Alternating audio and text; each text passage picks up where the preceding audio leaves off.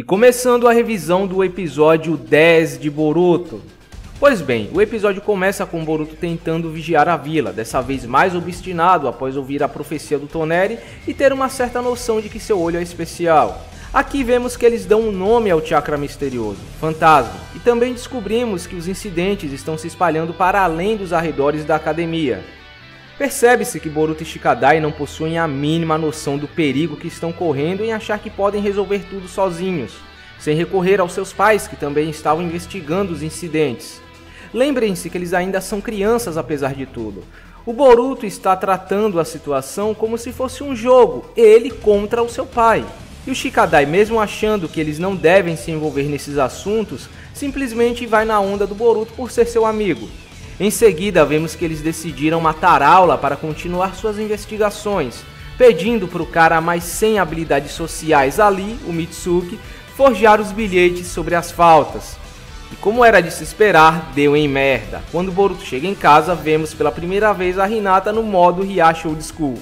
No dia seguinte, vemos o resultado disso. O Boruto leva um sermão do Shino, o Shikadai levou um tapão da Temari. Isso aí, Temari, é assim que deve se educar um filho. Mas pelo jeito a Hinata também acaba levando um sermão.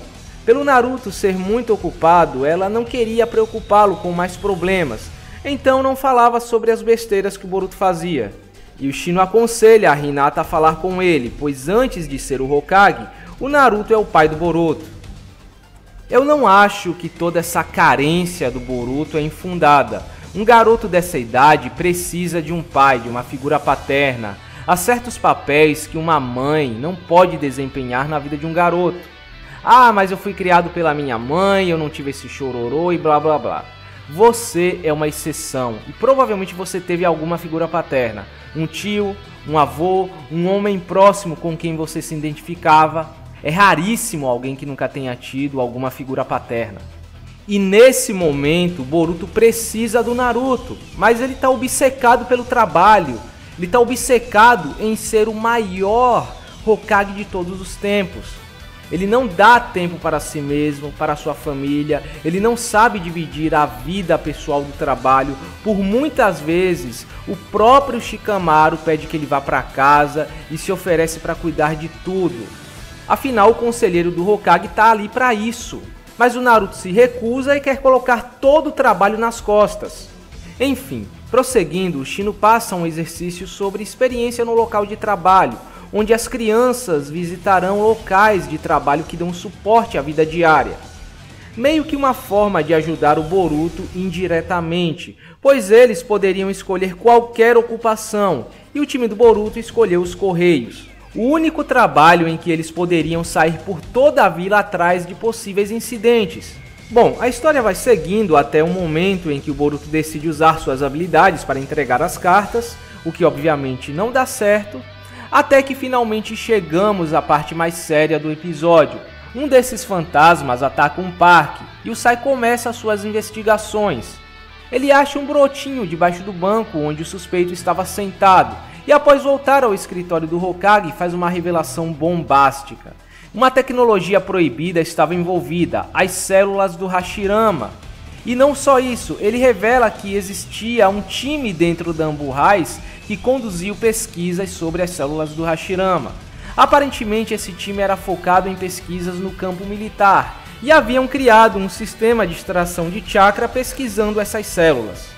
As células do Hashirama são uma das armas mais versáteis e perigosas do mundo de Naruto.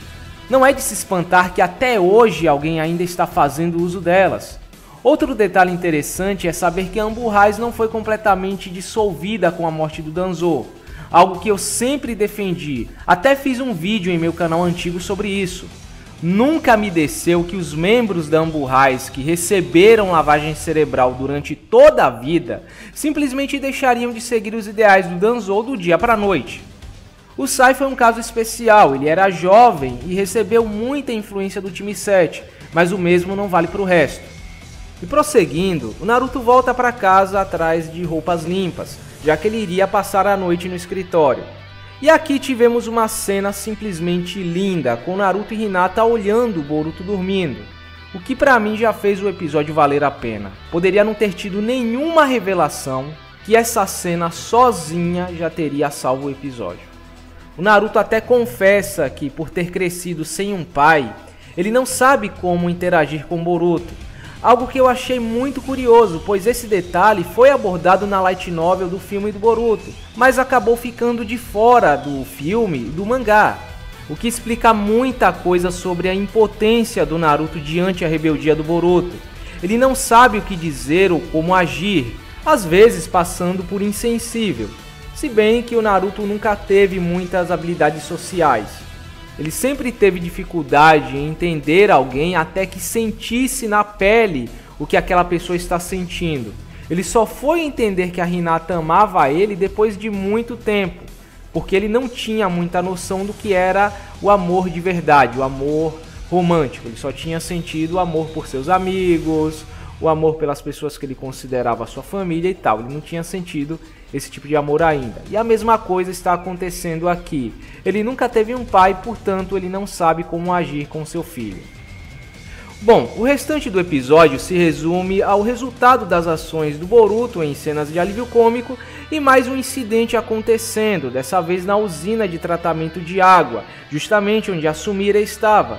O episódio termina com uma cena da Sumire ferida no chão. Agora, terminando o vídeo, se me permitem fazer uma pequena pergunta e uma analogia, vocês sabem o que faz com que uma montanha-russa seja legal? É que depois da descida, onde temos toda aquela adrenalina e diversão, ela dá uma pausa, subindo lentamente, nos dando tempo para respirar e nos preparando para a próxima descida. Se fosse só a descida contínua, chegaria a um ponto que não aguentaríamos mais. Esse episódio foi a pausa, um episódio divertido e engraçado, sem muito compromisso.